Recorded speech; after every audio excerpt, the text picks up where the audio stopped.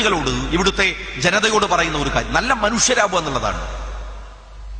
എഡ്യൂക്കേഷന്റെ soul എന്ന് പറയുന്നത് രക്ഷിതാക്കൾ ആലോചിക്കേണ്ടത്, കുട്ടികൾ ആലോചിക്കേണ്ടത്, നിങ്ങൾക്കൊരു പക്ഷെ നാളെ നല്ല ഡോക്ടറാവാം, എഞ്ചിനീയർ ആവാം, IAS ഓഫീസർ ആവാം. നിങ്ങൾ പക്ഷെ ഒരു നല്ല മനുഷ്യനല്ലെങ്കിൽ പിന്നെ എന്തായിട്ട് എന്താ കാര്യം? നിങ്ങൾ നല്ല മനുഷ്യനല്ലെങ്കിൽ നല്ല മനുഷ്യനാവുക എന്നുള്ളതാണ് എഡ്യൂക്കേഷന്റെ സോൾ, ആത്മാവെന്ന് പറയുന്നത്. നല്ല മനുഷ്യനാവാൻ കഴിയുക.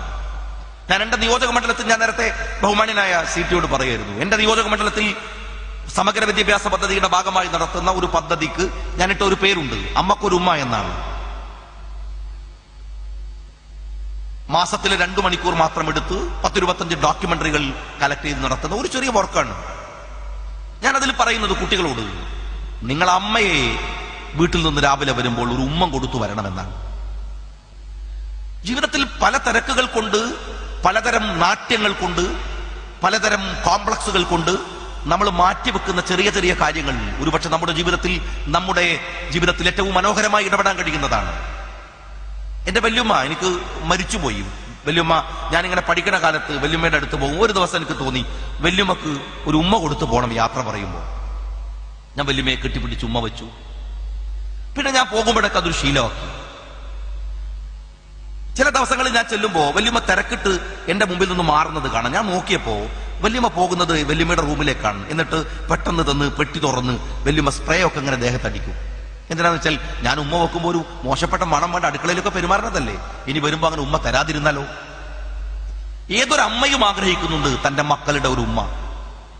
ഏതൊരു മക്കൾക്കും ആഗ്രഹമുണ്ട് തന്റെ അമ്മയെ, അച്ഛനെ ഉമ്മ കൊടുക്കണമെന്ന്.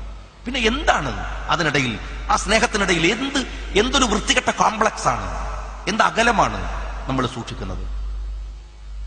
കുട്ടികൾ, ഈ ഞാൻ കാണിച്ച ഡോക്യുമെന്ററി വിശ്വപ്രസിദ്ധമായിട്ടുള്ള ഒരു സ്പാനിഷ് ഡോക്യുമെന്ററി ഉണ്ട്. ഒരുപക്ഷെ നിങ്ങൾ ചില പരസ്യങ്ങളിൽ അതിന്റെ ഒരു ഭാഗം കണ്ടിട്ടുണ്ട്. എന്നുവെച്ചാൽ പാരറ്റ് എന്ന് പറയുന്ന ഈ ഡോക്യുമെന്ററിയിൽ ഒരു അച്ഛനും ഒരു മകനും ഇങ്ങനെ പുറത്തിരിക്കുന്ന ഒരു സീനാണ്. മകൻ എന്തോ വായിക്കുന്നു, അച്ഛൻ ഇങ്ങനെ തന്റെ കാഴ്ച കുറഞ്ഞ കണ്ണുകൾ കൊണ്ട് ഇങ്ങനെ നോക്കുകയാണ് ദൂരേക്ക്. കേട്ടിട്ടുണ്ടാകും. പെട്ടെന്ന് ഈ ഗേറ്റിൽ എന്തോ ഒന്ന് അനങ്ങുന്നു എന്ന് കണ്ടപ്പോൾ അച്ഛൻ മകനെ വിളിച്ചിട്ട് ചോദിക്കും, മോനെ എന്താ അവിടെ ഗേറ്റിലിരിക്കുന്നത്? മകൻ പുസ്തകത്തിൽ നിന്ന് കണ്ണൊന്ന് പറിച്ചെടുത്ത് അച്ഛനോട് പറയും, അച്ഛൻ അതൊരു കുരുവിയാണല്ലോ. കഴിഞ്ഞു. ഇത്തിരി കൂടെ കഴിഞ്ഞ് വീണ്ടും ഒരു ചലനം. അച്ഛനിത് ചോദിച്ചത് മറന്നുപോയി, കണ്ടത് മറന്നുപോയി, മകൻ പറഞ്ഞത് മറന്നുപോയി. പ്രായമായല്ലോ, എന്തോ ഇളകുന്ന പോലെ വീണ്ടും ചോദിച്ചു, മോനെ അതെന്താ ഒരു സാധനം ഇളകുന്നത്?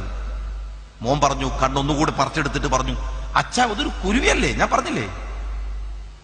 മൂന്നാമത്തെ തവണ അച്ഛൻ ഇത് ആവർത്തിക്കുമ്പോൾ കുട്ടി എഴുന്നേറ്റ് തന്റെ പുസ്തകം നിലത്തേക്ക് വലിച്ചെറിഞ്ഞിട്ട് എഴുന്നേറ്റ് അച്ഛനോട് പറയുന്നുണ്ട്, അച്ഛൻ എഴുന്നേക്ക്, കുരുവി എത്ര നേരമായി പറയുന്നത്, അകത്ത് പോയിരിക്കും, ഞാൻ വായിക്കട്ടെ.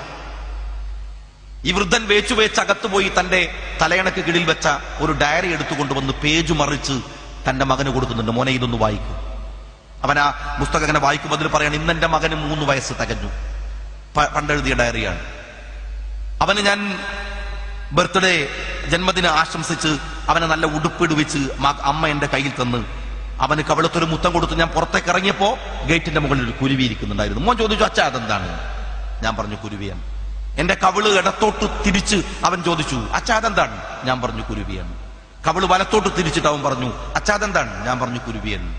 അങ്ങനെ എന്റെ മകൻ 33 തവണ ചോദിച്ചു. ഞാൻ പറഞ്ഞു, കുരുവിയാണ്. 34ാമത്തെ തവണ കുരുവി എന്ന് പറഞ്ഞിട്ട് എന്റെ മോൻ എന്റെ കവിളത്തൊരു ഉമ്മം തന്നു എന്നാണ് ഇത് എഴുതി വെച്ചത്. കുട്ടിയുടെ കയ്യിൽ നിന്ന് പുസ്തകം പറച്ച് താഴെ വീണ് അച്ഛനെ കെട്ടിപ്പിടിക്കുന്ന ഒരു സീനുണ്ട് ആ ഡോക്യുമെന്ററിയിൽ. ഞാൻ അമ്മമാരോട് പറയുന്നത്, നിങ്ങൾ കൊടുക്കുന്ന അമ്മിഞ്ഞപ്പാലിന്റെ കണക്കൊക്കെ സൂക്ഷിച്ചു വെക്കുന്നത് നല്ലതാണ്. ഇടക്കിടക്ക് കുട്ടികളെ ഓർമ്മിപ്പിക്കണം. ഈ പോകവും ഡിസ്നി ചാനലൊക്കെ കണ്ട് കുട്ടികൾ ഇതൊക്കെ മറന്നുപോകും.